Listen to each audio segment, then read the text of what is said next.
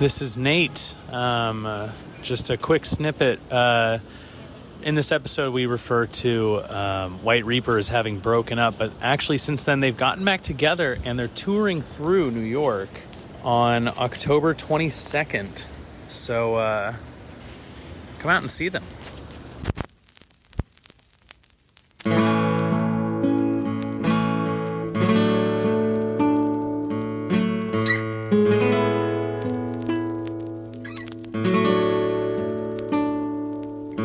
This is No Singles, a podcast where we discuss albums from front to back in an attempt to promote comprehensive album listening. I'm Nate. I'm JR. And here we are in Astoria on a nice sunny day. Finally. In the morning, too. Yeah, dude. Early recording because we both have to work all day after this. Yes. I don't want to talk about work on this podcast. We got some great albums today, though. Dude, I'm going in at 3 today. Me I'm too. I'm not going to be done until maybe 11, maybe midnight, and then I have to open tomorrow at 9:15 in the morning. Welcome to New York. No, welcome to the service industry. Welcome to being stupid enough to be born without a huge income. We're one of the poors. we're now poor. Cool. Dude, so what do we got this week? What's going on? We're talking about White Reaper Does It Again by White Reaper and Dire Straits by Dire Straits. 2 debut albums. Yes. By 2 bands that are now broken up. Oh, man. Both these albums are about 40 years apart. And I personally thought there was a lot of cool parallels. Mm-hmm. I'm not sure that either is like speaking to the other one, either album, but like no. I don't know. I defy anybody to be able to, like, if they're a fan of one of these albums, to not find something that they enjoy in the other one. Both incredible guitar albums. Oh, yeah. Oh, man. White Reaper.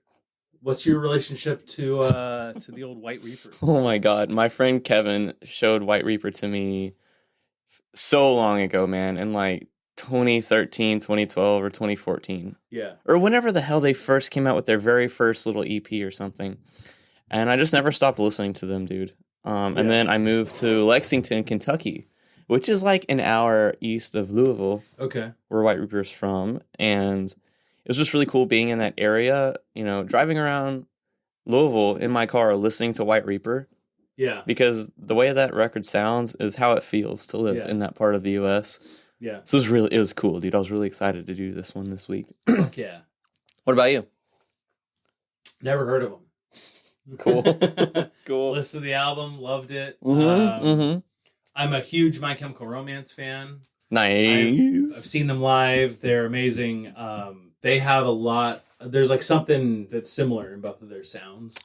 You think so? Like yelling but melodic, like vocals with like huge guitar backing them.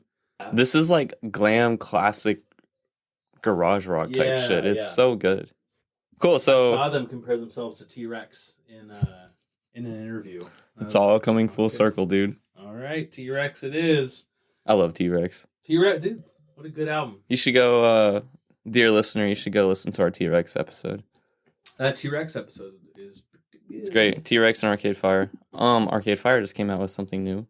Oh, yeah. I haven't listened to it yet, but I'm always for them. So go listen to that. I know it's going to be good. White Reaper. So this is a cool album, man. This is their debut studio album. Came out July 17, 2015 under Polyvinyl. Yeah, Polyvinyl. Polyvinyl's great. Yeah. Right before that was White Reaper EP in 2014. And then the world's best American band follows in 2017. Super tongue-in-cheek. I love that name. They classify this album as punk rock, garage rock, indie rock, garage punk. They are from and based, well, they were based in Louisville, so they broke up. Yep. Louisville, Kentucky, which is a great part of Kentucky. White Reaper, who named their album, or their band from what was it? A Grim Reaper in a Halloween store that they saw. They were in Halloween Express. Yeah. And they saw an entirely white Grim Reaper prop, and they were like, "That's fucking hilarious. We're gonna name our band White Reaper."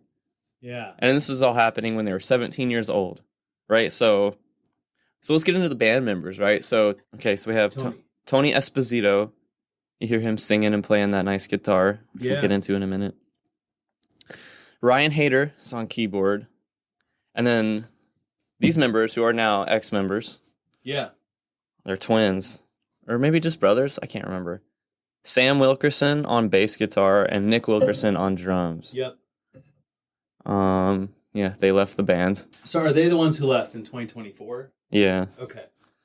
So now it's just Tony and Ryan. Yeah.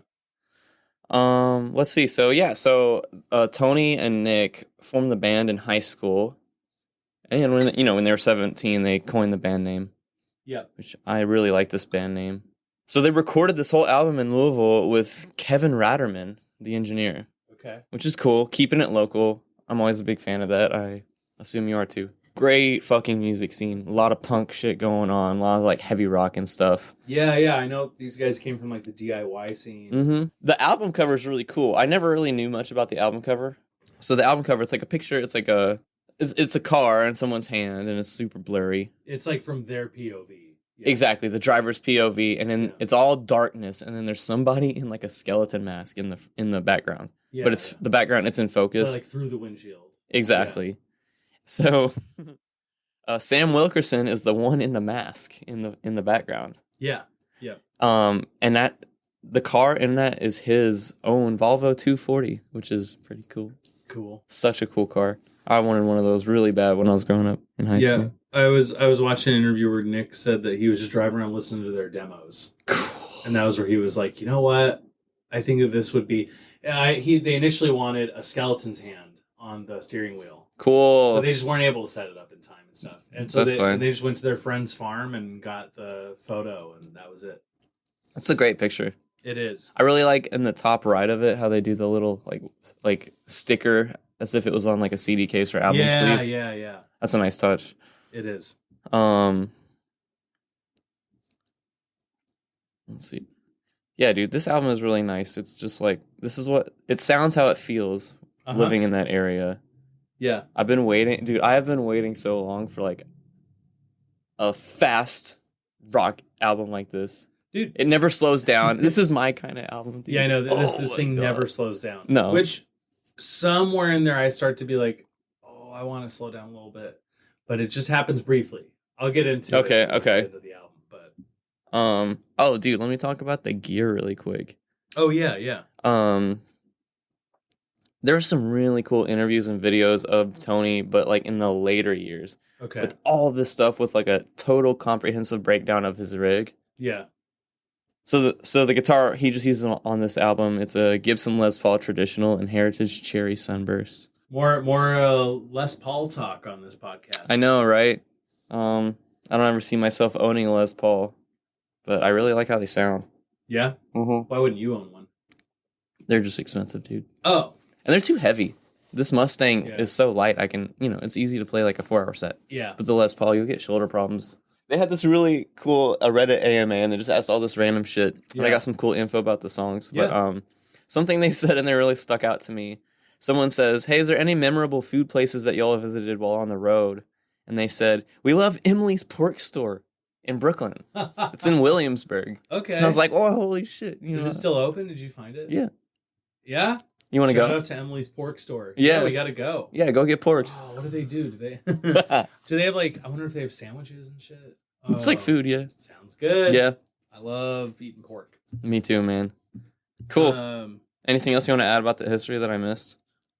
I didn't find I couldn't find a ton. I found a lot of more trivial stuff like that. Yeah, they're just they're fucking fast and wild, loose. Oh, they had a really cool what was it? Their debut EP is 6 songs in 15 minutes.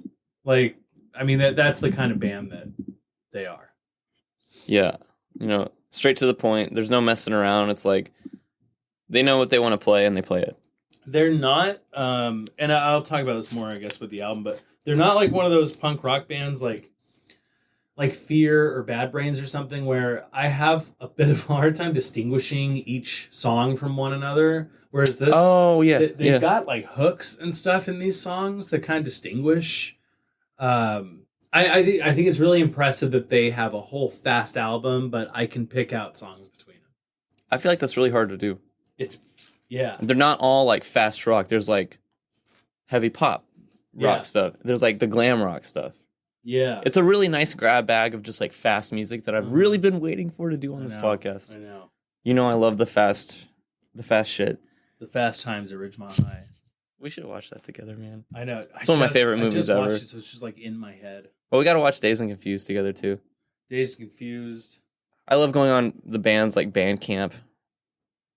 Yeah. Usually it's like the first place they put their shit out. You know, it's just like a time capsule. So they put up here, it's like this big, long paragraph, but they have some really cool stuff they wrote. They go, recorded in White Reaper's hometown of Louisville, Kentucky, with engineer Kevin Ratterman of Young Widows and Coliseum. Yeah. The WRDIA, right, White Reaper does it again, is a pure rock and roll adrenaline shot. Vicious guitar scratches, elastic bass, sugary keyboard leads, and thudding drums that will inevitably give your heartbeat a new rhythm. Cool. Which I feel like describes the album pretty damn well. I read that on there, and then that led me to look around and see if I could find where they recorded this, and I don't know. No idea, dude. Yeah, it's in Louisville somewhere. Yeah. Right? If we look up studio in Louisville. Who the hell knows? That's the thing, is like we've got White Reaper today, who are a lesser known band, and now they're broken up, you know, and like who knows what's gonna happen with that. And so it's harder to find stuff. And then we've got Dire Straits with an album that, like... oh, my God. While I was doing research for that, they're like, rock historians have talked about... You know, like, this thing's been so covered. It's so easy to find things on it. It is. Yeah. The shit's out there. The serial numbers of the Knopfler Brothers guitars I found. It's like, this is great, dude. But I love digging up info about, like, these like, lesser-known bands. It's just fun. Lesser-known bands, which... Yeah, as we've been doing this, I've been learning, like, there's a few lesser-known bands that I've been digging up now, like, that I'm like, oh, I listen to these guys. Why didn't I think of them for the podcast? Yeah. Next year, I got to start noting these smaller bands that I, like, didn't even It's more fun. Yeah. Because also, too, we've talked about this off mic a lot. It's like, what do us millennials have to add to, like a culture-defining rock album? Right. Not really anything, much. Dude, right? Yeah. I like how it sounds. That's why at least we're doing Dire Straits by Dire Straits, which is a little like, it's like been shaken loose from the zeitgeist a bit. Sure. You know, unlike if we were to talk about Zeppelin 1 through 4 or something, you know? Yeah. You know, there's like comparisons there that, Dire Straits by Dire Straits. I don't, like, if I tell people about it. Like, I told you about it and you were like, oh, I haven't listened to it. Right. You know, like, right. Yeah. If you tell some rando, like, hey, do you know Mark Knopfler? They're going to be like, who? Who? Say, do you know Jimmy Page? They'll be like, that's the guitar guy, right? Yeah, that's the dude who... Yeah. Yeah. Let's see, we got 14 tracks? 12. 12 tracks. We got a dozen. We got a baker's dozen. No, just kidding. Okay, Ween. Dude, the first track is called Make Me Wanna Die. Good opening track. Great opening track. All around, I think that the name is about... The name and just the sound of the track just, like, kick this thing off, you know? Oh, dude. This is, in my opinion, out of all the albums we've had on the podcast so far, this is one of the best album openers. Cool, man. Cool. What do you think of this song? Oh, what a First time hearing White Reaper, you know, you hear this song. Oh, yeah. First thing I ever heard by them was, like, turning this on, walking up, like... Yeah, where were you? I walked from Union Square to, I think, 59th Street. Cool. Like, went up, right to the front of Central Park, and then went, I don't know if I want to go to Central And for those people that, like, aren't living in New York, that's, like... It's a long walk. That's really far. I listened to this and Dire Straits in that time, so I don't know where in there I switched between them, but, like, I walked through Grand Central, too. Like, oh, my God. Like, on my way up there. During White Reaper or Dire Straits? That would have. I think I was like at the tail end of White Reaper. BTK. It was like right around there that I switched albums. But anyways. Yeah, what do you think of this, man? Dude, it kicks ass. It like just like opens right up. The whole. This is another great album opener. I mean, like so far there haven't been too many. Has there even been an album where I'm like, this thing really isn't prepping you for what you're about to hear? Anyways, this one does. This preps you know what you're in for. Make Me Want to Die is a great, like, they're like, we're young and emotional, kind of like fast paced, not punk rock, like punk rocker. Influence for sure. Yeah, just like jamming out on this track. Super well layered. The keys come in hot on it once they hit. Yes. Yeah, the vocals kick ass. I think that the keys, the synth is really what sets this record apart from like like everything else in the Louisville scene, plus like, you know, like the punk rock or like garage rock. That just like it's such a unique sound and flavor that I think it works really well together. It's still like aggressive with the synth. Yeah. Right, it doesn't like make it more like I don't know, like do you know what I'm saying? Yeah.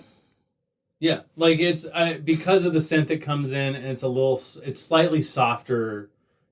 Like they're layering another instrument on, but that instrument is giving it a little more softness, than it would have if it was just driving guitar, like we're used to. Right, yeah. I love every song on this album so much. Yeah, it's one of those like no skip things, you know. Yeah, mm-hmm. Going like 100 miles an hour on the interstate on a sunny day, blasting this shit. Yeah, this is perfect driving music. All of this. Oh, this is great driving music. Yeah. The words are pretty good too. It's oh, and the mess we're making, it doesn't matter to me. The news, they'll hate you. It doesn't matter to me. I gotta say goodbye. Don't want to make you cry. I dry those tears from your eyes. They make me want to die. Good sort of like emo title to kick off the album. I know, right? It's for all the scene kids out there. Yeah. Next one is I Don't Think She Cares. Yeah. I love this song, dude. The drums come in just like firing away. Yeah, I was thinking about you during this album a lot with the drums. I was like, Nate's gonna love all these drums so much. The way this opens with the keys, I don't know if it continues as a companion piece, but it works as a companion piece to Make Me Want to Die with Make Me Want to Die into I Don't Think She Cares, which is like two titles that like go from one to the other. Like, I mean, I think the whole album tells a story. Yeah, yeah. It's like this chronological story of what's his name? Because Tony Esposito, he writes all of these songs, makes all the demos, and then shows them to the band, right? Okay. That's how they're written. So this is just more or less like his life. Yeah. Right? Yeah. Which is pretty cool. What you see is what you get, what you hear is what you get. Yeah. This is just some like real deal music. Yeah.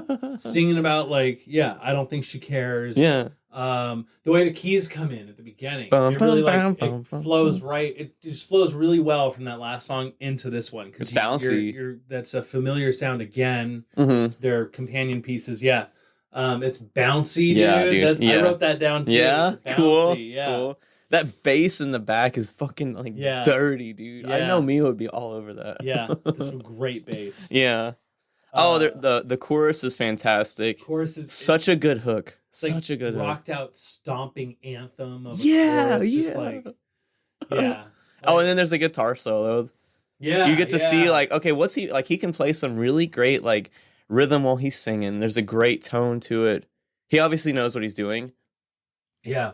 What else does he got?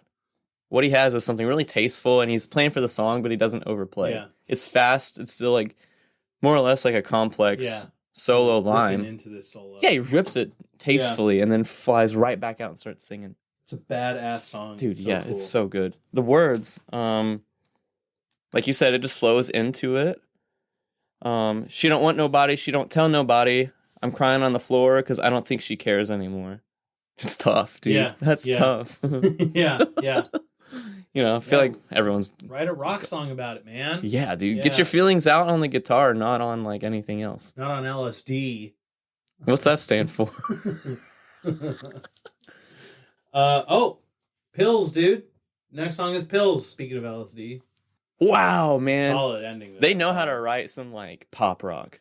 Yeah. That is filled with a lot of nice little hooks, but it's not cheesy. It's not... No. You know, it's really well done. This is... I think my second favorite on the album. Oh shit, really? It's such a good song. The cymbal crashes, they match the guitar through it a lot. Yeah. That for me adds like so much texture. Dude, the synth line's super melodic. Dude, great guitar tone throughout this whole entire album. And a great bass tone. I don't know what pedals they're all using. Yeah, but the bass player is using some good pedals. Yeah. Sam Wilkerson. Oh, dude, I noted this song is a lot more poppy than the others. But it works. Like in the episodes in the past, I kind of like stray away from liking the poppier stuff that's like we talk about, but I think this is really it's serving the album really well. Song. That vocal melody in the chorus after they do the drum breakdown is just one of the best hooky vocal melodies in a song. Man, that is good. It is. On Your Mind? Oh, great ending too. Another great ending. They're really good at ending their songs. What do you think of this one? Oh, it's nice. It's got a great intro again. Totally different guitar tone. Yeah. Switching it up, good for him. Because a lot of people, dude, they just keep the same guitar tone through the album. Yeah. And to me, that's lazy. Yeah. That's boring. Yeah. So good job on Tony for switching it up. It's kind of just keeping the album going too. You know, at this point, like this song is just kind of like pushing the album forward still. Yes. It's like not like an aggressive push, but you're still like on the fun ride. Yeah. You know? Yeah. All the stops in the song sound great. Da-na, da-na, da. Yeah. It's such a well-written song.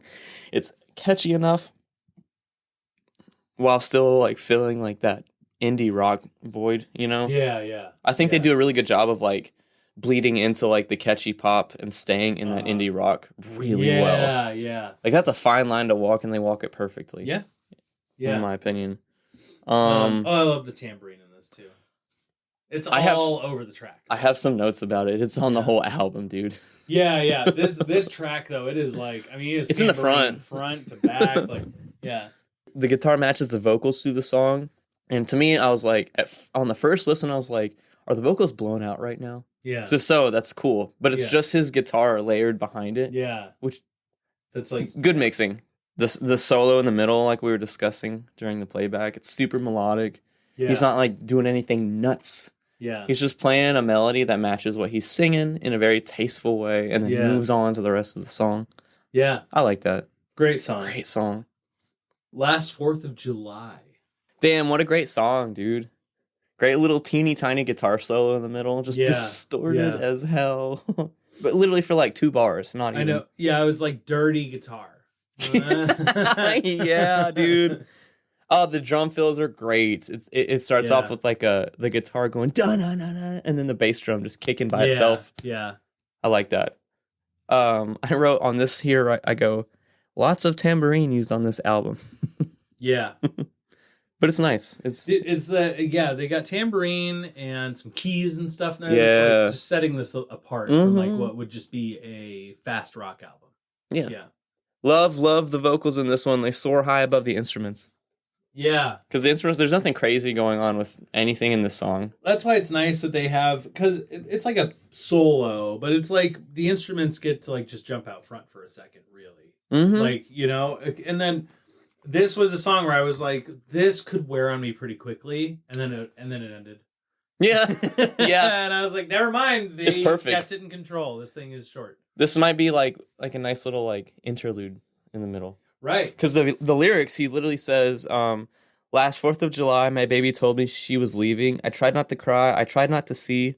I just can't help myself. She's walking away from me. So this is giving like the history of the album, like a flashback, right? Yeah.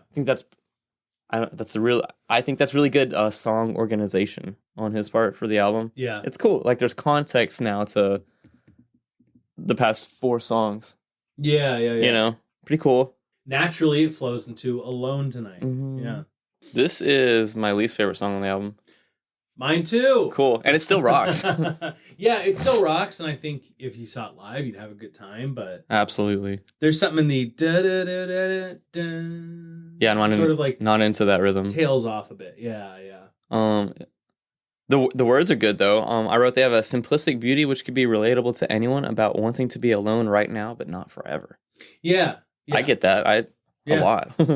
Yeah. You know? Yeah, he sings about just, I mean, you know, out here in this in crowded old New York City, you know? I like how you leaned in the mic to do that. Taxi, get me away from all these people. Take me at the Long Island. To the Hamptons. Take me to Coney Island. Yeah, simple words. I want to go where there are no places that I cannot go. No, I don't want to be alone forever, but I want to be alone tonight. I don't want to talk over the phone. I got to stay here on my own. Don't want to drive around town. I'm going to stay here and cool down. Yeah. I like this song, man. Great guitar solo at the end. Oh, yeah. Mm-hmm. Yeah. He, like, layers it a bunch, and it sounds like dueling guitars. Yeah. Very, like, glam, classic rock in this song. I think this is where I'm, like, a big My Chemical Romance fan, because they got songs like Cancer on their album, which, like, is piano and Gerard just singing, you know, where they will, like, really flow through the album. And on this, I'm like, I'm still going fast, but I'm fine with going fast, but I need some more variety, which happens. But it takes a little longer than I wanted it. Okay. I think. Yeah. So we slip into Candy. Candy. Yeah. I wrote in all caps. Best intro ever. Wow, dude. What do you think? Yeah. It's good. It's good and bouncy. I remember thinking, like, if this, because it's 2015, if this had just come out in, like, 2010, I think that they would have been, like, a headliner on Warped Tour or something. But, I know. Like, because this sort of thing, to me, was a little out by 2015. And I think, just a few years prior, it would have, like, got them top billing on Warped Tour is really what I'm thinking of. But, like, other big festivals, too. Yeah, Bonnaroo, maybe. Not headlining, but they'd have a big stage, you know? I remember there was like a 4-year period there where, like, this sort of thing was, like, all the rage for people who were listening to hardcore music and stuff. Like, this is the kind of, like, quote unquote softer rock that they could get into.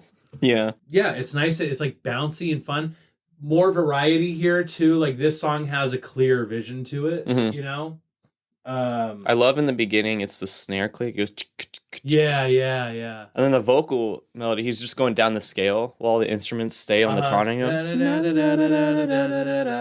That really mixes it up for me, because nowhere else on the album has he done that yet. It's stayed mostly within, like, the blues, rock and roll, you know, like, scale and feel. So it's really nice to, like, throw that indie flavor in there. Oh, I love it, dude. I love it. I saw them talking about, like, the making of this, that this song in particular was just like an instrumental demo that he had made them. Okay. And they're talking about, like, the evolution of the song. And then by the time that they wrote it, they're like, it's they're like, honestly, it's completely different from what it started out as, too. Cool. Hell yeah. So I'd love to hear the demo. I know, right? Maybe it was, like, really slow, like that thing you do kind of vibe. Or you're listening to it and you're like, I don't like this. This sucks. And the drummer, like, they're playing it in practice, and he goes... Right. Who knows? Somebody does the thing that, like, that just clicks. That thing. And it makes the whole... That thing you do. You. We gotta get some old heads on here at some point. I know. Get those old blues cats you're talking about. Yeah. The words. I don't even know about the words. Let's see. So... People look and people talk to me. It's the same. They're electric and they're golden, but they're planning a game. I'm walking in a bed of roses, tripping onto a plane, sitting in my stoned throne. You know I'm all right. Don't wait for me now. I can't listen to you this time, but Candy, Candy, don't cry. You know you're all right. Don't wait for me now, girl. I swear to God. Great bass line throughout. It really mixes it up. It goes the boom, boom, boom, boom, boom. Super great. Great lead guitar line throughout. Yeah. And then he puts a slapback delay on his vocals, which is really tasteful, dude. Love it, love it, love it. Yeah. Harkening back to, like, Sun Records type vocals, you know? Super good. Cool, yeah, so we go on to... What's next? Yeah, like rockabilly kind of. Yeah, exactly, dude. Exactly. Sheila. Dude, I like this song, but it's not... It's like my... Alone Tonight. Which one did we not like that much? Alone Tonight. Yeah, this is... It's Alone Tonight is my least favorite, and then this one. You want to hear something? This is my favorite song on the album. Really? Yeah. It just feels like this is like the first song they wrote when they were like 17, you know? Yeah. Which is not bad. It's just it's more simple than some of the other ones. Yeah, dude. Yeah. Oh man, but when he's in there going, the heart, you got me rocking the heart. Yeah, and it like builds in there and stuff, and the way he says "heart," my heart, he like ends it like with an L. Yeah, he does. Yeah, he's a great singer. I love his singing style. Yeah. His vocals are great. Yeah, dude. That's funny. Yeah, I don't know, something about it. I'm just not like in love with this song. Yeah, he keeps saying Sheila at the end too, and it like increases and stuff. Mm-hmm. It's just like his tone changes though. He boosts the mids on his guitar, and it sounds really different and nice. The snare has a nice sound. The hi-hat at the beginning is great. Yeah. Great use of synth throughout the song. I wrote, this song feels like it could be on Dazed and Confused. The synth and guitar match in the solos in the second half of the song. I really like that. Yeah. Let's see about the words. Sheila, what you got for us? Yellow eyes in the box around you. I get tired of the same old lines. You shot me right in the heart. Let me light your cigarette. Sheila. I think he's like moving. He's trying to move on. Sheila's like the new girl he's trying to move on to. Yeah. Hey, Sheila, let me light your cigarette. Like he's trying to move on from whoever she is, and I don't think she cares. Yeah. Great album organization. I'm still really interested in the sound and like the feel of it. It flows really well. Oh, yeah, dude. Oh, and then it goes into Friday the 13th. Oh, my God. I tried to book us a show on Friday the 13th, but there was nothing available. We'll get one day. This is so perfectly placed, in my opinion. It is such a weird switch up. It's spooky. This is what the album cover sounds like. Yeah.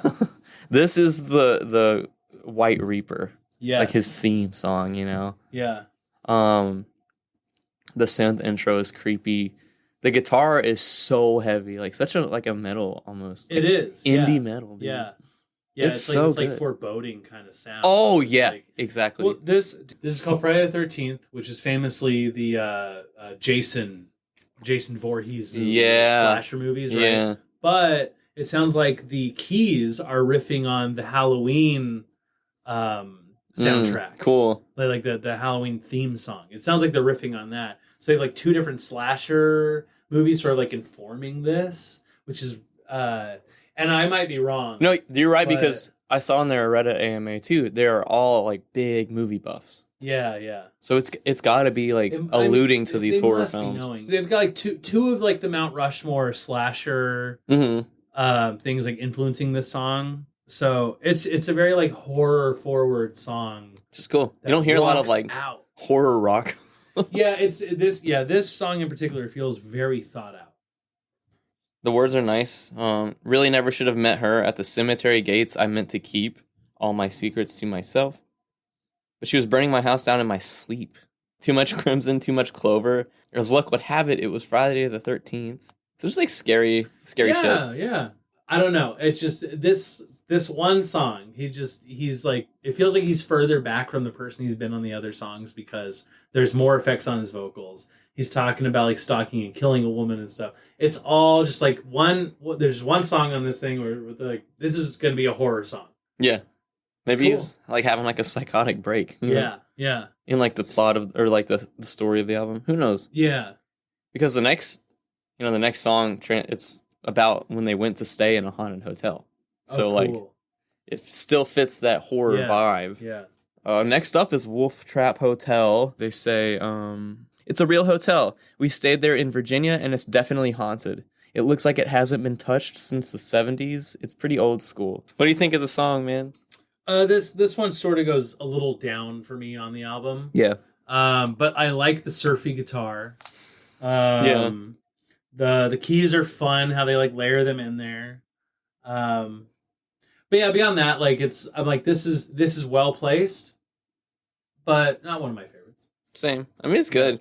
Yeah. The super fast palm mute guitar is nice. Yeah. It's aggressive. Mm-hmm. It feels like this is what like a high school fight, like the soundtrack of a high school fight in the parking lot. Yeah. Some kids getting beat up in the gravel, and it's just like people are being like, fucking get him. The guitar solo is good. Yes, dude. Yes. All right, so after Wolf Trap Hotel, we got Don't You Think I Know. I don't think this song has anything unique about it, but I think it takes you from like the horror metal from Friday the 13th into like that Wolf Trap Hotel. Yeah. I think this is taking you back to the original sound of the album. And in my opinion, Wolf Trap Hotel, Don't You Think I Know, those two songs are preparing you for the last song on the album. Like they drop the energy deliberately in order to make the last one really pop out. They are like navigating you very well in the album because this one feels a little more sad than the other ones. There's like a bit, like it is a little melancholy, like going down a little bit. Yeah. While still being at breakneck speed and like being fast. I know. Like that's where I'm like really impressed at this point in the album because I'm like, you guys can maintain this like fast speed, but you're able to communicate to me that you are still changing up what you're doing on the album while not changing the tempo, which is wild. What a shame they broke up. They play so well together. Yeah. Yeah, it's a good song, dude. The guitar has this nice ripped speaker sound in the intro, which is nice. Yeah. The chorus has this guitar lick that gets matched by the bass. Do you know what I'm talking? Yeah. Oh my god, that's so tasteful. It sounds great. And then the end, it's like this nice like echo plus reverb that just goes. Yeah. And I feel like that the is like a palate cleanser for BTK. Which is my favorite song on the whole album. All right. Holy shit, man! What a good song. It's a great song. God. So this is in like my top favorite 100 songs of all time. Oh yeah, it's a really good song. Yeah. The intro. I wrote in all caps. The fucking intro. Yeah. The drums and then everything just busts open. Feedback all to hell. Yeah. Oh, dude, it's this feeling you get when you get your first car, and you're free. Just boom, you go. Yeah. At 1 minute 50 seconds in, there's a great scream, and he goes, wow! Right into the solo. Yeah. That solo is great. It's probably the best, in my opinion, best solo on the album. Yeah. Oh, yeah. It's tasteful. He's going all out, but still, he's not overplaying. No. I'm so impressed by that, dude. It's the last track, and you're still, like, holding back just a little bit. Yeah. That's great, man. I don't remember any of the lyrics in particular, but the lyrics are, like, full of doubt and stuff in the song, which is a great juxtaposition where it's, like, you're ending the album, but there's still, like, some complication there. And everything isn't just wrapped up. And it's really good. There's some things I never want to quit. Other things I'll never do again. Yeah, the words are good, dude. I couldn't tell you how I feel and still keep it tame. And if I never get back home, would you forget my name? Yeah. And if I never left this house, would it feel the same? Holy shit. Yeah, it's ending on a lot of questions, which is pretty good because this is like such like a head-on, straightforward album, and then to end it with this like still straightforward sound, but with a lot of doubt. Just smart because it's great. Like, okay, is White Reaper going to answer these questions on their next album?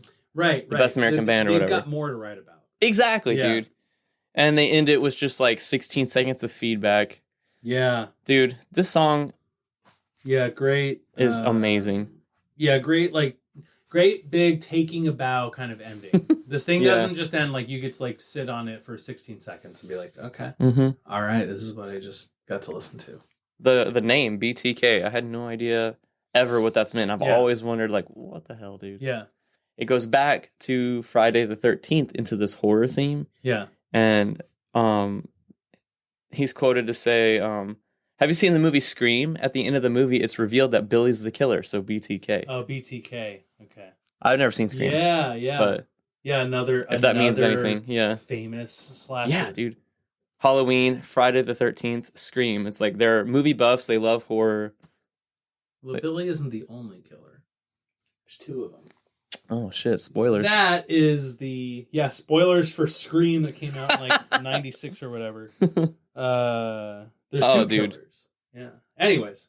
Did you like this album? Oh, it's great, dude. I would get this on vinyl. Me too. I know you would. I'm desperate to have this on vinyl. Fuck. If anyone out there has it on vinyl, just please send it on over. Yeah, this, I would definitely have this on vinyl. This is like such a well-constructed album. It's 33 minutes. That's it. Yeah, it's short too. Fucking good, dude. Good job, White Reaper. Wow. Yeah. It's one of my favorite albums we've done on the podcast so far. Yeah, this is, I really, really enjoyed this one. I'm glad. The billboards for that. Oh, yes. Almost breezed past it. Billboard 200, what we got number 10? Billboard 200, they didn't chart. But for the next week after July 17, number 10, we have 5, or V, by Maroon 5. Oh, I remember when that came out. That's got Moves Like Jagger on it. Yeah. I think. Yeah. VHS by X Ambassadors. I don't know. They have that. They have one song. That was everywhere. Every car commercial, every Jeep. Yeah. Because I think there's a car called the Renegade, which, maybe we should think about doing something like that. Yeah. Let's have a Fiesta. And then they go, get your Ford Fiesta. Would you do it for 10 grand? Yeah, me fucking too. Hell yeah, me fucking too. Number 8 is a soundtrack. Magic Mike XXL. Oh, supposedly the best of the Magic Mike movies. I never saw the trilogy. Next on number 7 is Dark Before Dawn by Breaking Benjamin. Oh. Number 6 is Before This World by James Taylor. He is on Billboard. Fuck yeah, dude. 2015. I'm honestly a little surprised. Me too. Pretty good. How much I'm enjoying this Billboard 200 so far. Number 5 is Montevideo by Sam Hunt. Number 4 is X by Ed Sheeran. Number 3 is Wild Heart by Miguel. I don't know. Number 2 is 1989 by Taylor Swift. Yep. And then huge album. That thing was huge. Anyway, sorry. Number 1, Dreams Worth More Than Money by Meek Mill. Well, hey, good for Meek Mill. Anyways, that's the Billboard. All right, the other album we got. Dire Straits by Dire Straits. Another debut album. Good pick, dude. I love this album. Me too. Yeah, what's your relationship to Dire Straits? Dude, my dad. Yeah. He has like this huge archive of just classic rock records, and it's in there somewhere, but it's the Dire Straits. Everyone knows Sultans of Swing. Straits. Everyone knows Money for Nothing. Mm-hmm.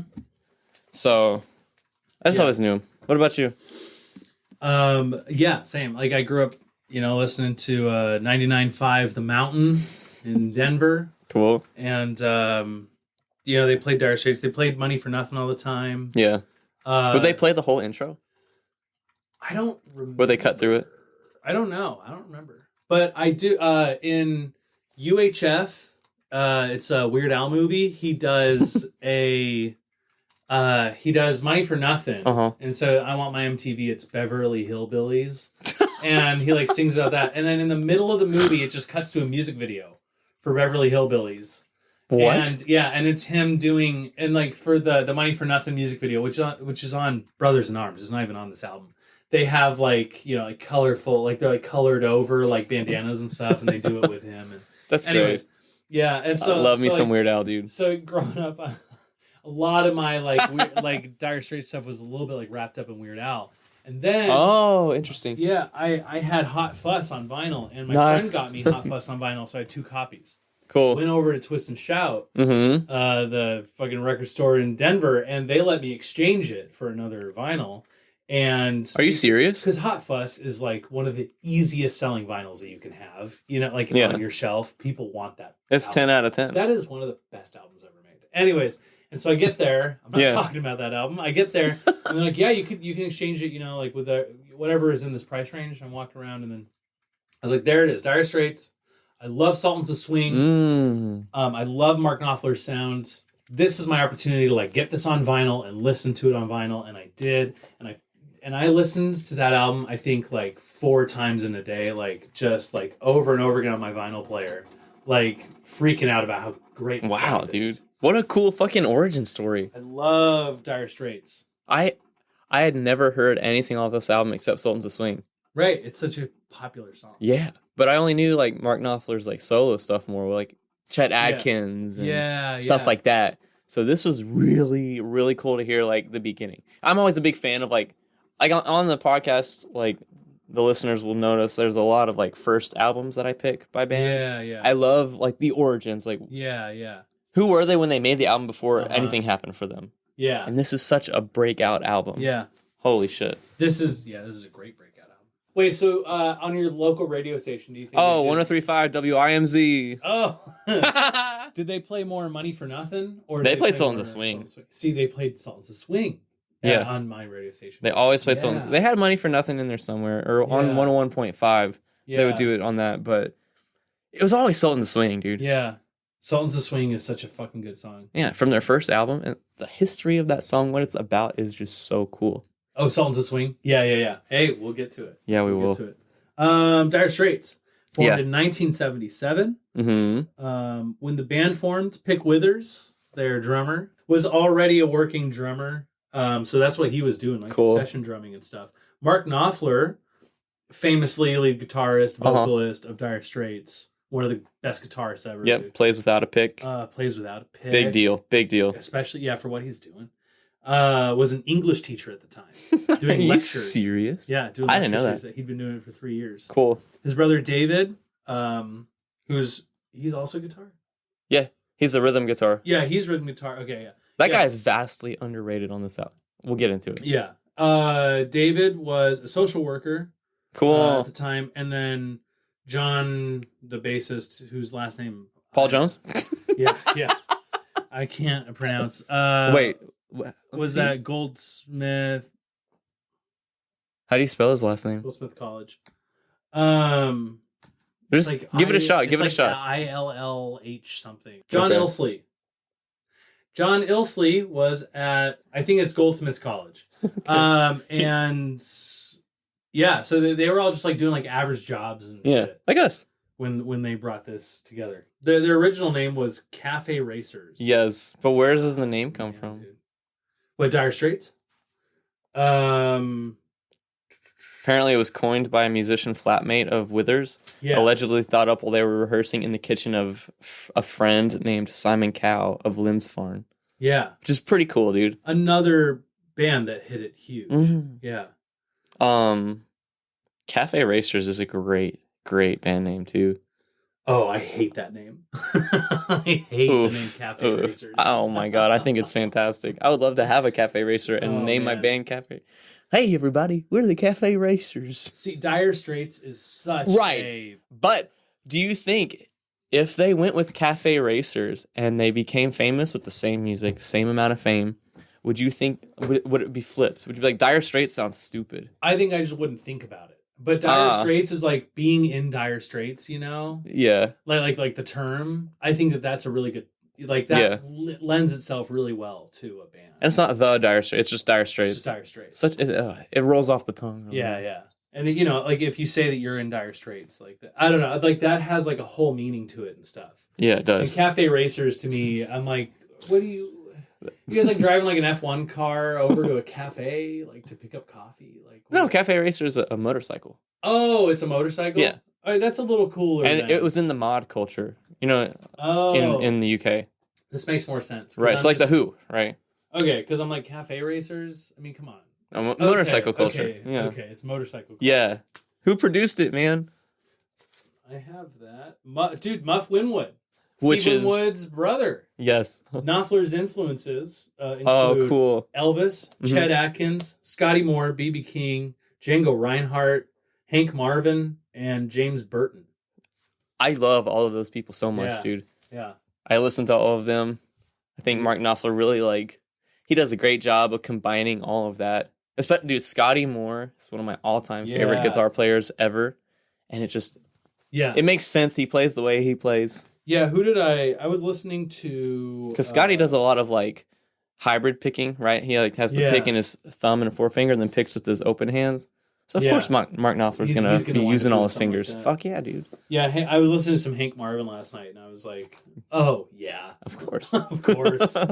They recorded it February 13th through March 5th, 1978 at Basing Street in Notting Hill, London. Yeah. Notting Hill. One night in the early 70s, Knopfler spent the night at his friend's house. Mm-hmm. All they had to play was an acoustic with a warped neck. Have you read Whoa, no way. Yeah, so they had a warped neck, and then they had to put light strings on it so you could still play it, to make it usable. Cool. And so the only way he could play it was by finger picking it. And cool. He said in interviews, that was where I found my voice on guitar. Oh my God, what a cool origin story. Yeah. That's the stuff of legend right there. That's seriously. Yeah, I mean, that's fate right there. Exactly. Just him. If the guitar was a nice guitar, Dire Straits would have never been born, right? Right. It would be something else. It'd be Cafe Racers. It would be Cafe Racers. Growing up, he wanted a Fiesta Red Fender Stratocaster, just like Hank Marvin. God. And he got one. He got one, but while he was growing up, he couldn't afford one. Right. He wound up with a twin pickup Hofner Super Solid for Nice. £50. Wow, dude, that's a heavy guitar. Which apparently is equivalent to like $1,500 today. But Yeah. so Hofner is a fucking great guitar, dude. yeah. Wow. Sorry, really quick. That Basing Street, Oh, Notting yeah, Hill, yeah, yeah. London. Yeah. That studio was built in a former 17th century chapel. No way. Yeah. Like when you're like recording in God. London and shit, there's like all this history and Yeah. stuff. But then the studio went out of business in 1982. That's sad. Pretty shortly after this came out. Yeah, the album artwork. Oh, yeah. Designed by Hot House, Mm-hmm. who commissioned the cover painting from Chuck Loyola. Yeah. And on the back of the record, like the record, Yeah. there's a little tiny Dire Straits Fender logo and a guitar. Yeah. And it's just cool. And it was designed by Jeff Halpern. Mm-hmm. Blues rock, pub rock, classic rock. The album artwork is like it's like a woman in like shadowy. It's like an impression painting. There's this website where universeofdirestraits.blogspot.com that somebody like really broke down like trying to figure out like where they got this made. Like where the painting was even cool. done. Any info? Well, they've got the Woodwharf Studios at BBC Arena that has this whole like kind of like parking garage looking area. Yeah. That could be it. It's really interesting though because also Loyola, I looked him up. I can't like find anything else, but this is such a great album cover. It could be in a frame by itself, unrelated to the Dire Straits. Yeah, you there's know? like some like sadness to it and stuff. Yeah. It's really good. And I just can't believe like looking him up, I couldn't find anything really about Maybe that's his only piece ever.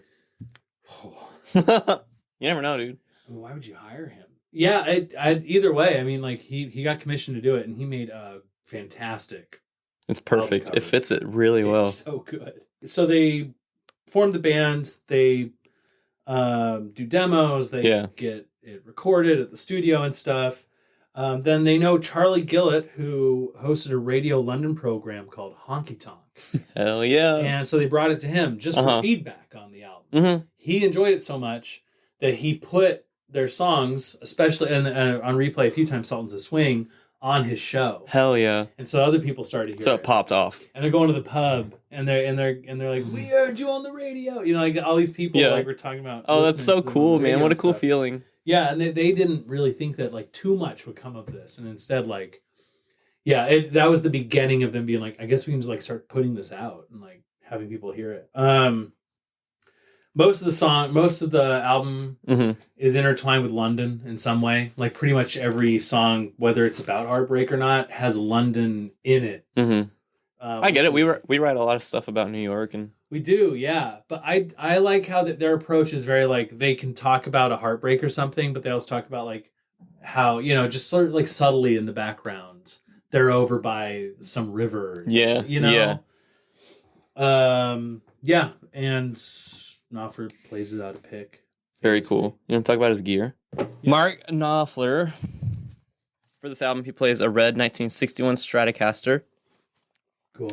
And a red 1962 Stratocaster. They're used interchangeably on the album. Okay. Pretty cool. They had the serial numbers on there. It's not worth listing. That's really nerdy. I thought it was really cool. He also uses, I don't remember exactly what tracks, but there's quite a few tracks. He uses his 1938 National Style O 14 fret guitar, which is the one on the Brothers in Arms cover.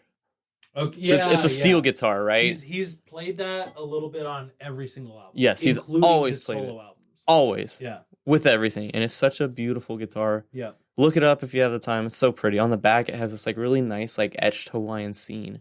Yeah. It's just really nice. And he also uses a 1969 Telecaster Thin Line on the album. And at some point, it was modified by Steve Phillips, who filled in the F hole and painted it all black, which is so weird, dude. Yeah. Love that. And his brother David has a 1962 black Stratocaster, and he blocks the tremolo. So, like, like where you like bend the strings down and goes like a Van Halen dive bomb. Yeah. If you open up the back plate on the guitar and you put in a block of wood, you can't move the tremolo, so it has like tuning stability, longer sustain, right? Because he's not like he's not bending it at all, so he just takes it away. Yeah. And then he also plays a harmony sovereign, which is just like an old 60s, 50s acoustic. Unknown year. This is some good gear. All right, so we got 1, 2, 3, 4, 5, 6, 7, 8, 9 songs. Feeling fine at 9. It's the perfect intro to a perfect album. It is. Everything's so tasteful, dude. He's not overplaying. His brother's rhythm guitar is just like highlighting what he's doing. Everyone's playing together in this nice harmony of sound. It is so good, dude. They're just so introducing you to and like it's a Dire Straits sound immediately. Like in every like future recording he makes, it's this sound. Yeah. Right, and it doesn't change too much, and that's okay. It's always really good, but it's like from the beginning he develops this really awesome, weird, unique, stratty, quacky sound that everyone loves. Yeah. People will like pick this up at the record store and they're like, "Oh my god, that's my English teacher." Yeah. I know, this is like somebody's teacher. It's dude. It's such a great let's go down to the waterline. Yeah. And this is like the first example of him using London as a backdrop for, he's like doing the waterline, sexual trysts with these women and stuff, and he's like taking them down to the waterline. But yeah, just that soft intro, and just like popping off into guitar, bass, everything. Everything is just like hitting you right. It explodes, dude. It's so good. It's so good. I know. The rhymes and the lyrics are so well done too. Yeah. There's a great full solo halfway through, but he doesn't overplay. Mm-hmm. And there's a really nice transition of the backing band during the solo. Then it's just this totally different theme that they do while he's soloing, and they loop back into the original theme, and it's like, dude, that's right. When smooth as silk. Like, in the ducking. Yes. Yeah. Wow. And his voice is great on these too. Like, it's weird. It's different. Like, he's like, he is a guitarist first and foremost, but his voice sounds fine. It's amazing. Yeah. It fits the weird quirkiness. It does. Yeah, it does. Water of Love. Water of Love. Dude, what a song. What a song. Oh my god. Water of Love. Deep in the ground. I wrote on the intro to the song before the national guitar comes in. Yeah. It's just like the little like clicker sticks and the drums. I wrote, it sounds like some Brooklyn indie shit. Yeah. It does. It's very subtle. Yeah. And small at the beginning. It's good.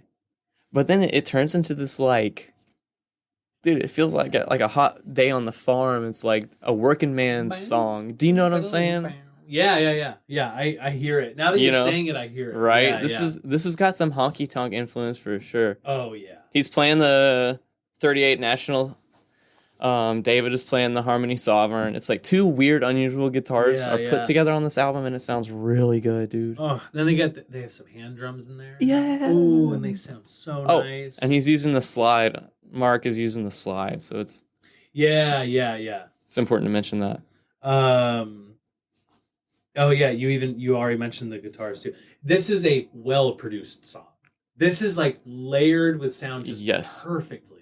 These kinds of songs are way harder to produce than anything White Reaper's doing. I was listening to thinking like we are years off from something like this. Yeah. This is their debut. I know. Oh my god. What the fuck? Although Knopfler had been playing in bands for years, but like still. Still, like, holy shit. It's such a great song. It is. And then the fade out. Great. I love a good fade out. Gotta end it on the fade out. Next we got Setting Me Up. Oh, what a great ending to a song. Sultans of Swing is great, but other than that, this is my favorite song on the album. Oh yeah. This is so good, dude. There's so much good honky tonk in this. Yeah. The solo is so well transitioned between that honky tonk chicken picking shit into like this nice bluesy rocky. And then when you're really getting a handle on like, holy shit, he's doing the blues, back into singing on the verse. Bends and goes, I don't care about. Yeah, he was right into it. Oh my god. And this he flicks it off from like second position into first and hits just the bridge on his Strat. Oh dude, it's tasteful. He's such a great guitarist. I know. It's so good. I know. His lyrics and the way he's singing, you can tell he's just like in that studio having a good time, man. This this song is just so well built, Yeah. and it just drives the whole time, and yet there's a ton of variety in it. Yes. What's his name? David? Yeah. Dude, David in the background holding the that makes this, that sets a weird tone for the song. And I'm really into that. They fall right into it. Yeah, they do. And then that solo is great. And then at the very end, they end that song with such a beautiful descent into just like the pocket. He falls and he gets that guitar part, and then the drums join him halfway through, and then just like roll right down. And they pause at the very end. Yeah. Wow. This song blew me away, dude. I never heard this song before. I wrote down, I blast this when I'm at home and I'm listening to this song, I turn it up. It's so much fun. I guarantee you I'm going to listen to this song walking to the train in the sunshine today to work. Oh yeah. I'm playing, dude, I'm pointing at my cat. I'm like, you better give it up. Quit your messing around. What a good song. Six Blade Knife. Perfectly placed. Perfectly placed. This thing, I mean, setting me up is like big fucking honky tonk and stuff. And then you get right into this, which is just like low and simmering and swampy. Six Blade Knife. Yeah. Yeah, there's times where I'm getting a little bit of Bob Dylan when he's singing. Oh yeah, dude. I wrote down it's got a slinky, shady sound. The song is laid back and in italics. Cool. Mm-hmm. It is, yeah. It's very like, I don't care kind of. Yeah, I'm too cool. I don't give a shit. Classic like Knopfler like vocal melody. He loves to do this sort of like bouncy kind of melody. Mm-hmm. And he sprinkles so many nice, tasteful little lead lines in between there, and he flashes in and out of a bunch of different modes while he's doing this. And it's, dude, like I can't believe he was an English teacher before this. Like, that's crazy to me. And then once they kick into the solo, then hand drums come in just subtly behind it, and then they back out again after that. Shit, I didn't notice that part. It's like they just come in to support it because he's got like you said, like no effects. Right, his tone is totally, his signal's dry. There's nothing. It's a dry solo, so I think that they're like, we need just a little something backing this, and they're really subtle. There's just hand drums that barely come in. Hand drums isn't like bongos or like whatever the small ones. The small ones? Yeah. Cool. Yeah. It sounds great. Cool. Yeah, dude. It's a great switch up from, like you said, like the honky tonk stuff. Yeah. It's a perfectly placed middle section, you know? It is, because this is a song that I think I could see myself being like, maybe, but because of where it is context, on the album, baby. I'm like, this is really good. Context. I would never listen to this on its own. Southbound Again. Oh, man. I saw that name and I was like, oh, Jared. Yeah, you know it, dude. That appeals to the, you can take the... Eastbound and down. Loaded up and trucking. Yeah. Another fade out. Oh, my God. What a good song, dude. What a great song. Southbound Again. They're kicking right back into the album. They dropped down just for one. Six Blade Knife, like, okay, we're going to go down. Mm-hmm. We'll come right back. Southbound Again. Mm-hmm. Ooh, it's dancing, driving. It's still it's got more of that honky tonk influence on it. Yeah, gives me like a traveling vibe. Like I'm going on a road trip or like a big glamorous destination, and I just start the adventure. Do you know? Yeah. We're getting like we're like dipping back into those setting me up kind of melodies. Yeah. Water of Love. Yeah. Dude, David has that like great rhythm guitar in the back, and sometimes he chops it up. It gets really messy. Yeah. But it's like a second to transition into another verse, right? Yeah. There's a woodblock in there. Oh yeah, and it's really like subtle and it's really nice. Yeah, they're like there's all kinds of shit going on. The production on this album is really good. Mm-hmm. Yeah, because they're switching to things just a couple times and then like being like, it worked on that song. The solo in the middle has a different feel than all the others. Yeah. I wrote down, the guitar on this track is ridiculous. Like it really is. It really is. At some point, he says something about crying in here. Yeah. Oh, That's really? why I felt like crying, and then he makes his guitar cry. The guitar, it just goes. Yeah. He says, it fades out. I like crying, and then he has his guitar crying. I'm like, genius. That's so good, dude. So cool. I know. All right, man. Here it is. It's what y'all came for. I want my MTV. Yeah. There's nothing we can say that'll add on to the legacy of this song, but holy shit, what a good song. It's unparalleled, dude. Yeah. This is one of the most well-balanced songs ever written. Yeah. Between everybody in the band. Yeah. It is insane. Off their first album. This is so professional. This is just such a... And he is all over this. He is just letting loose all, like, just in between everything. Mm-hmm. He's doing all these, like, mini little solos everywhere. Everywhere, dude.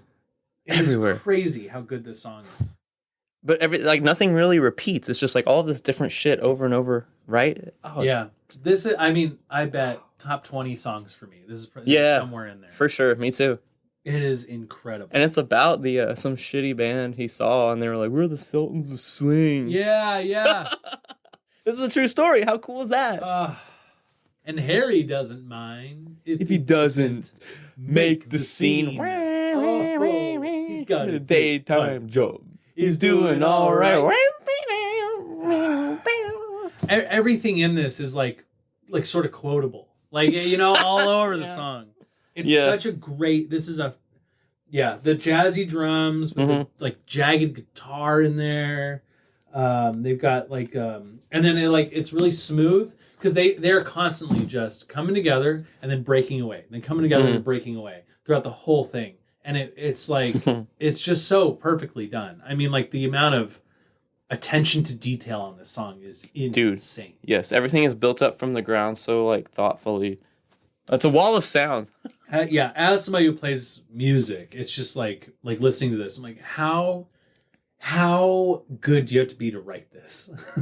And dude, who knows how many times we've heard this song, and to this day, I'm 29, it still makes me freak out when it comes on. Yeah. Anytime. Yeah, this is one of those songs for me too, where it's like I gotta stop what I'm doing. I gotta listen to this. It's like the episode of Seinfeld where Elaine is dating that guy and has Desperado as his. It's like, shh. This song in the gallery. Never would I ever have thought you could follow Sultan of Swing with anything, and then I heard In the Gallery, and I was like, he's still at it. He is still. It's still flowing really well. Yeah, this album flows so well into the next song. This is another one of my favorites off the album. It did not go where I thought it would go based off the intro. Right. The intro's so beautiful. I thought it was going to go into like something really slow, but it's like back to that like six blade knife, like slinky, cool, shady sound. Yeah. But then they like lift it up in like certain parts here. Yeah. Yeah. Yeah. It's like a good fucking song. That's a transition I feel like I'd be distracted by with other people, but I'm like, this is very natural. It flows right in. He in between his vocal lines, there's some really nice, just like modal guitar licks that are just, dude, it is so like, it pops out, It is such a tasteful thing to add in. It's not distracting. It's not like, God, dude, he's playing so much guitar in this. It's like, can he do more? I know. And then you get a minute of sound at the end. You get so much guitar in this album. Yes. I'm not tired of it. No. And I think part of it is because it's so specifically his sound. Like, I'm not getting this everywhere else. In 1978, what the hell else sounded like this? I know. Nothing. Yeah, dude, nothing. Nothing. So this is his own shit, dude. Oh, it's so good. Oh, and then they do if you're listening to this in headphones too, they pan the lead like in the left and then the rhythm in the right. I love that. So it's like just bouncing between the two of them while you're walking. I love that. It's so good. It's so good. It's such just a well-made song. I mean, all these are, but it's And then it's about like an art gallery or whatever in London. It's really? Cool. More influence. There's like an art gallery in London that he's like, there's this stuff I want to. He's in the gallery. He wants to sing about it. What's next? Dude, Wild West End. Wild West End. Oh, dude. This is such a good song. This is probably my favorite intro to a song on the album. This is my favorite song on the album. I'd never heard it before, and it just blew me. Like, it got stuck in my head for the whole week. Yeah. It just wouldn't go away. Yeah. The intro is the best intro on the album. I gotta agree with you. What the fuck? Oh, man, it's just like... Gentle piano in the back. It's all gentle. This whole song is just like really gentle. It's put in the perfect spot too. In the lyrics, he's just talking about like going to get his coffee beans. He sees some people that he knows. He's just talking about walking around in the Wild with his West greasy hair. Yeah. Greasy hair. He just walks. You know, it's just like his day, like what he's at the West End or wherever. He's got a different way of writing lyrics sometimes than other people. Yeah, it's like this because the song is like very observational, and I really get the feeling of like just an easy day. This literally feels like his day. Like I can literally put myself in his shoes, walking around on like a dreary, clouded day over wherever in the hell of London this is, and just having a good time in the market or whatever he's doing. Yeah, just like I need to go get some coffee, so I'm gonna go out. You see people, you're going. Yeah. He's like naming streets and stuff on this, and talking about like crossing to a certain place. To get to. It's so nice. It's just like a little, just like slice of life kind of song. There's not enough slice of life music out there these days. No, lots of serious stuff. I argue it's like hard to write, Yeah, it's hard to write well. yeah, it's hard to write well. Like, I walked down to Seatown, I got myself a piece of hamburger meat. yeah. It's like, dude. Shut up. Oh, dude, the snare rim shot throughout is great. The snare rim shots are fantastic. Mm-hmm. There's the part where everything kind of drops out, when he's like, walking out now. And you just hear the... Oh, man. This is some earworm shit. It is. They build to the chorus incredibly dude, well. Oh my god. And that right there is such a catchy, hooky little chorus. Wild West End. And he says, walking with your wild best friend. And I'm like, oh, this is like sweet too. And then they do a great transition, like kind of slowing it down back into the verse. It's a really well done song. I love this song. This is my favorite on the album. At some point, he's on one of the little solos. He's doing the little licks. He's using his volume knob to make it sound like a pedal steel swell, which is just really tasteful. And that's like not the easiest thing to do in the world, but he's just combining all his skills on this song. Like this song, dude. Sultans of Swing is fantastic, but this is like the highlight of like the production of the album, like the organization, the writing style. Yeah. It's so good. It like comes together here. And that I would actually be okay with that being the last track. But those were my exact notes, dude. Yeah. Lions I like, and I could see being on the album. I'd put it somewhere else. I think. Not last. I might just switch it with Wild West End. This is a great song. I personally would have put it I would have put it after Six Blade Knife. Oh, okay. That's what I would have done. Yeah, let it go down for 2 songs. Then get it like pretty down, and then you're like, okay, coming back up to Southbound again, and then Sultans, and it's going to hit hard. Yeah. Just because Wild West End is such a great way to end. It would be, yeah. It's like a gentle walk with Mark through his neighborhood, and it's like, this is Sultans of Swing. Have a great day. Yeah. Yeah, the placement could be a little... Because this is a good song. Yeah, I mean, like, that's the only, like, negative thing about the album. It's not even that. Yeah. This is probably my least favorite song on the album. Another song with a simple opening. Yeah, that, like, just falls into a driving track. Like, they are really good at that, just setting up a song. At the end, though, it's so nice, dude. It's just like it sits on like the middle of the chord progression, so there's some tension. Yeah, and it just holds and holds and holds for like however long. Yeah, how they do all the ends of their songs. It's a great, I mean, it is a great way to end the album because they're like, we're on brand right now. We are ending this thing on like you get to kind of reflect on this whole album that you listen to, this different sound. Yeah.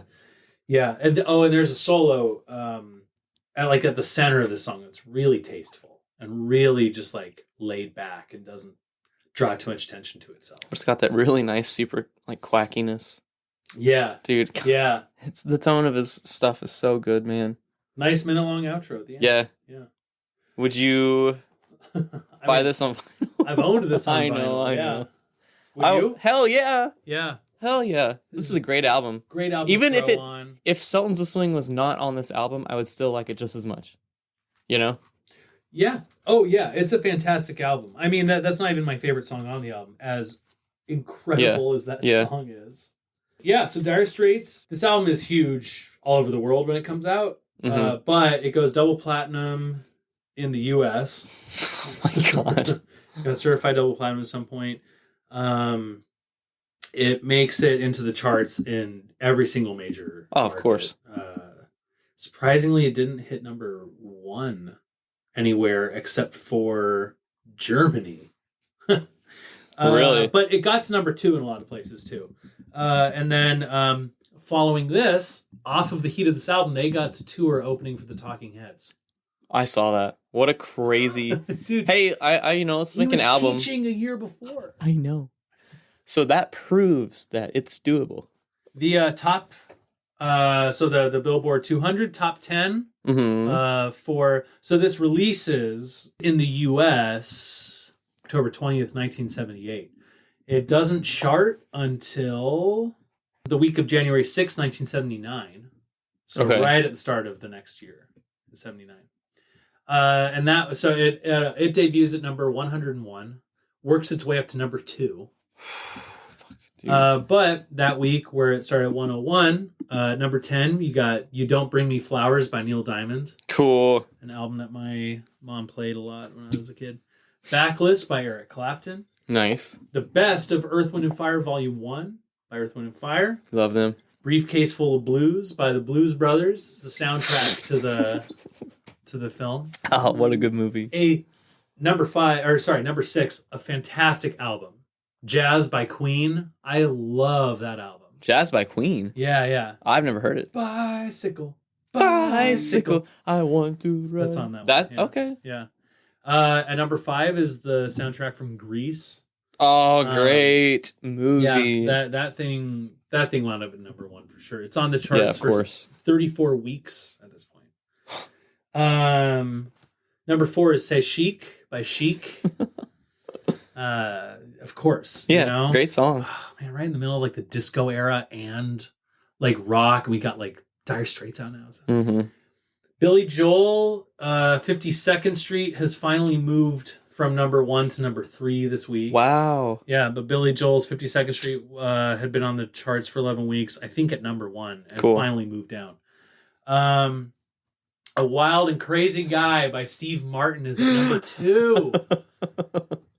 He was kicking off like stand-up like comedians being arena acts. He was kicking it off around this time. Pretty cool. Which is crazy. And then at number 1, once again in our charts, She Cannot Be Beaten, Barbra Streisand. Wow, Barbra Streisand's Greatest Hits, I think, Volume 1.